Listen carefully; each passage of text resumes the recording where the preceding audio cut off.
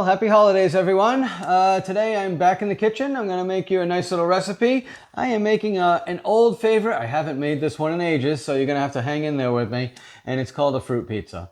Years ago, I came across this recipe and I absolutely loved the result. So I'm going to show you the way I do it. And you can do this in different ways. I'm sure there's multiple ways of getting this done. But what I like to do is I actually like to start. Here's your Pillsbury cookie dough, and I take it and I form it into a ball and then I roll it out, and I actually did just that with a couple packages, and one package made this nice round one over here, this round pizza, traditional, and this is a square pizza. So you can make the cookie dough from scratch if that's what you want, but there's really no need to. There are great cookie recipes out there, and this one's really nice because this extra package has no egg in it. You can eat it raw. So if you want a little bit of raw cookie on the side, you can freeze it, eat it, enjoy it. There you go, can't go wrong. So we have a couple big cookies, which are our pizza. And going on top of that, I make a whipped cream cheese mixture that I like to actually make from scratch. That's how it really works the best. Right now I have my mixing bowls in the freezer, my mixing bowl getting nice and cold so that I can really get this to whip up really nice. Do your whipping with the whipped cream first, and then you introduce the cream cheese later. Let the cream cheese soften, get it to room temperature, but don't microwave it because it will flatten everything and you'll end up with a very soggy mixture you don't want. So on top of that, you use whatever fresh fruits you can find, whatever's kind of available and good, and nothing too citrusy. Citrus tends to break down the cream cheese whipped cream mixture, and you don't really want that. You want something, so berries are great, strawberries, blueberries, even if you like bananas or apples and whatnot, those are fine too. But I like to also consider, I'm trying to introduce colors. You really want something you can see. So our holiday colors, and based on what was available, we have some red raspberries and some blackberries and kiwis, which are nice and green inside, and I will get decorative with this and try to show you what I do later on. So you got your cookie. We're going to put the whipped cream cheese over that. That's like your sauce. That's your base. On top, we're going to spread all our fruit around. There's your toppings. And over it, I usually make an orange pineapple glaze, but this time I'm just going to make a glaze from like orange juice and cornstarch. Heat it up, cook it, get it nice and thick, and let it cool before you pour it over or anything, because you don't want to, once again, the main thing is you'll really melt the cream cheese mix. So I'm going to start bringing all of this together. I'm going to start by making this. I make it on the stove. I use about 1.5 cups of juice. Mix it with cornstarch, cook it till it's nice and thick, and let that cool so that it can actually go on top of the mixture. The cookies I did cook yesterday and set them up. They're nice and free. They're nice and cool. That's the other thing. Don't put your stuff on hot cookies because, once again, this really is a cold dessert. You need to treat it as such all the way through the process. So I'll be back in a few minutes. Let me get a few things made up and I'll bring you back in on the next step. Thanks. All right, everyone. So I just brought my mixing bowl and beater up from the freezer. I'm going to add in my whipping cream. I've got 2 cups of whipping cream that I'm putting into here. Turn it down, lock it in, and I'm going to start mixing this fairly high speed. If there's any more wants to drip in there. And we're going to let this go for a bit. Add about 1/2 teaspoon of vanilla to that.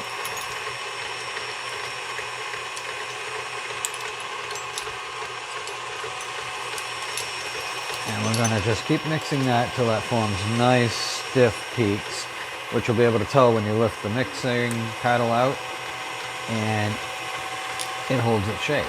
It doesn't collapse. So we're going to let this go for a minute or two and we'll be right back. Okay, we're back again. It's only been about a minute or so, and it has started to stiffen up a little bit. I had it on high, so I'm going to add in that vanilla.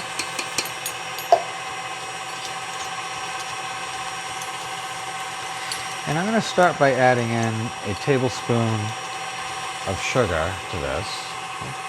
We'll see how this pours into here. Hopefully it pours well. Well, since we're doing all right, we're going to get a lot of the sweetness from the cookie and from the fruits. And I even made up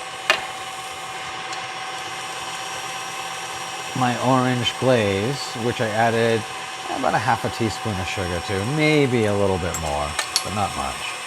And I'm going to speed this up a bit too, as it is starting to get thicker. And I can see peaks forming inside of that bowl. And as soon as I stop it here in a sec, we'll see if we got those stiff peaks we like. Stop it, free it. Oh, they're not that stiff yet. They're getting there though, so let's turn that back on and really give it a whirl here. But they are definitely getting stiff. It's warming up. And they're looking pretty good. Let's see. 2 more seconds.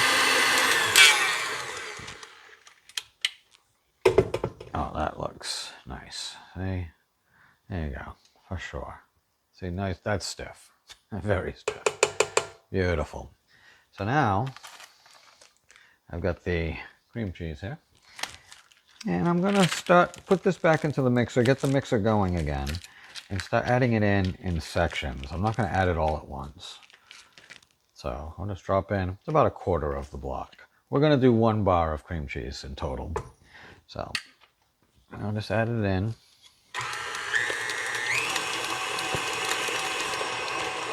While it's mixing. 1/4 bar, another 1/4. And it does change the consistency of this quite a bit.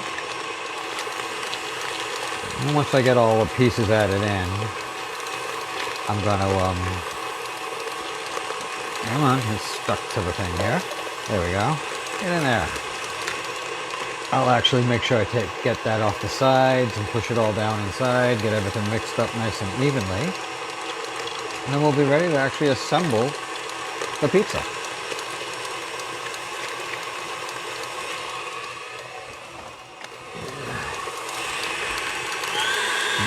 See, that is starting to combine really well.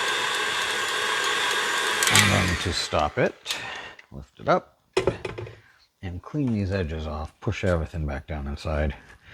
I want to make sure it's mixed into the entire batch. I don't want it to be half cream cheese and half whipped cream. I want it to be all the mix. And that looks really good. Let's run it again. Start off slow. Run it up. And it does take a bit of working to get that cream cheese to break down, because you don't want it to be super soft going in, but you know, room temperature is about as soft as you really want to get it. And it's looking like it's really starting to mix in now. Notice it's not staying inside the beater nearly as much, which I'll show you when I stop it here. It's in there, but it's not as much held into the beater as it was before. Let me get all that out. And mix it again. There we go. That looks pretty good. Push it down from the sides one last time. But it's still pretty stiff. It's not as stiff as when you run straight whipped cream, but it does stay very stiff, which is kind of surprising considering how thick cream cheese can be. And here we go.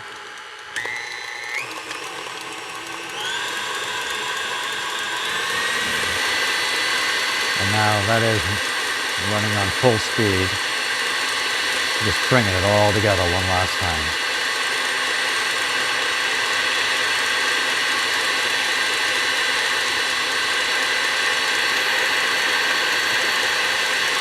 And the color has that bit of a creamy color to it, a yellowish slight. And let's see what we got here. Oh yeah, very nice. So there you go. It's nice, thick, it's stiff, it's holding together, and it's looking like it's ready to be spread on our pizza. That's pretty good. So you can do this with a regular egg beater as well. But, you know, I love using the KitchenAid since we have it here. Whoops, I bumped into the camera. But yeah, that is nice and stiff, really ready to spread, no trouble. All right, everyone, so here I am. I'm back with I'm gonna work with the round one, the little round pizza.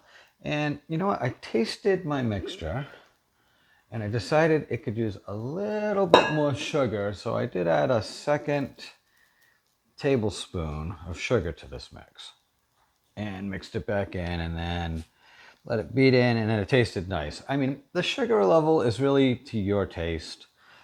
Anywhere from 1 to 3 tablespoons of sugar is really going to do it. So 1 will give you a little bit more of the tartness of the cream cheese coming through, and 3 will really make it taste quite sweet.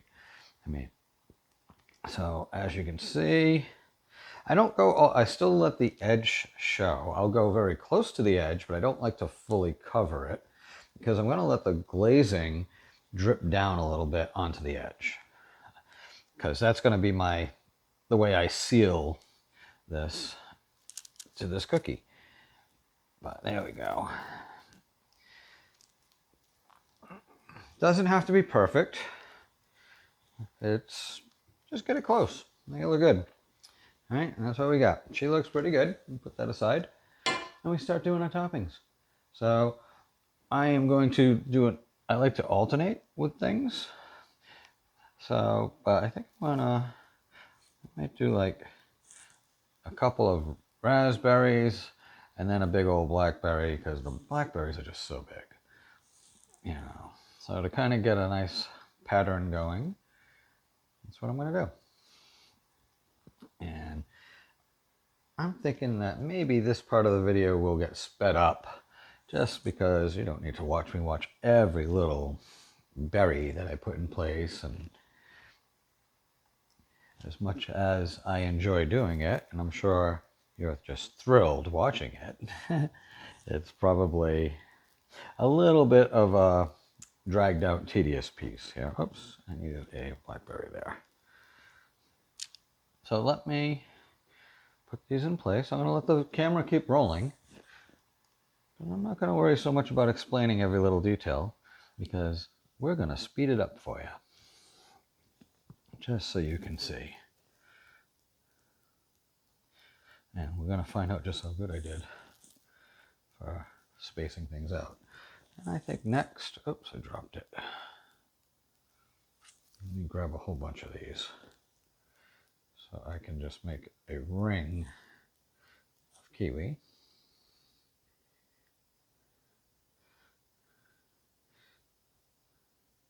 Right around.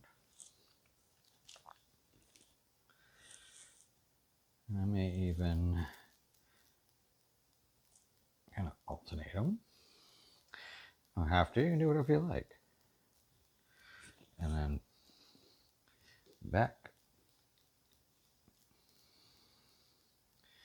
to our little design change here, back to the raspberries, blackberries.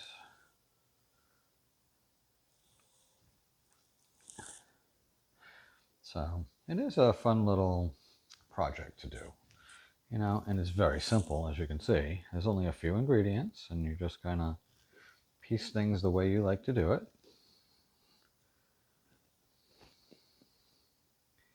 So I can get them both in there. Okay. Back to a little more kiwi. And obviously, as we're reaching the middle here, there's going to be a lot less. But that's okay. It's all about just making a pattern we like.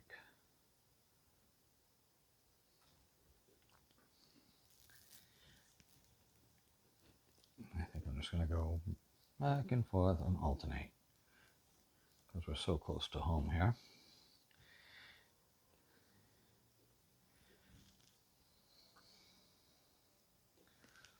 And there you go.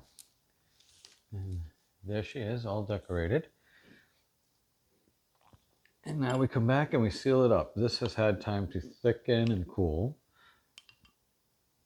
And I'm just gonna drizzle it right around. Make sure I get really close to the outside.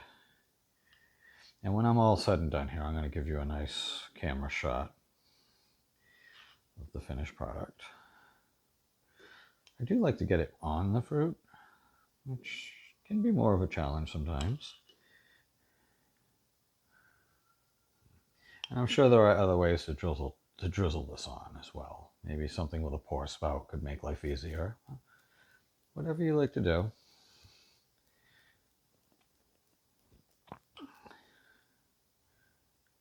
And as you can see, it definitely gets out to the outside, but the glaze just really makes this beautiful.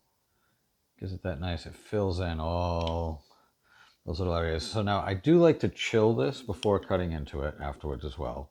Really make sure everything is kind of set up on top here.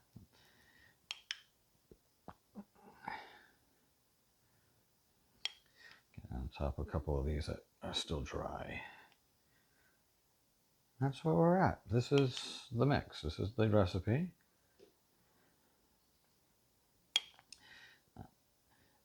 I am almost done covering everything.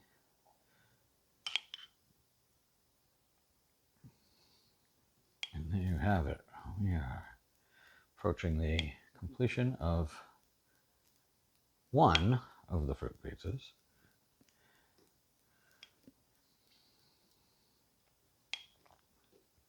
Make sure I get enough to this outside like I like. Not so much that I make a big mess.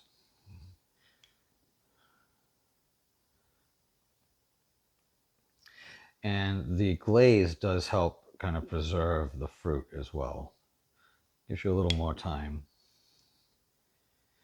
So your fruit doesn't just dry out sitting here on top. And that, everybody who's watching, there you go. I think I hit them all. Yeah. I don't see much missing at all here, so I'll give you a nice close shot, show you what we got before I put it away. And there you have it, the fruit pizza. Thanks for tuning in. And that is a nice close-up of the finished product. There you go. Thanks for tuning in, everyone. I'm going to make my square one in a minute, but I will chill this out and I will let you know what I think when I try it out. Thanks. Well, there you have it. There's the square pizza and the pattern I chose to use this time. You can really use any pattern you like. That's it. Well, I'm going to put that in the fridge now, let her set up, and she should be ready to go in a few hours. So thanks for tuning in. Duane and Nadia, Food, Travel, and Fun. Remember to tell your friends, like, share, subscribe, and we will see you next time. Thanks again. Yeah, I'm ready. Hey, it's nice and soft and creamy and cookie. Fruity. Good. There it is. It's nice and chewy and soft. And it's really good. I like it. Excellent. Yeah, came out good. All right.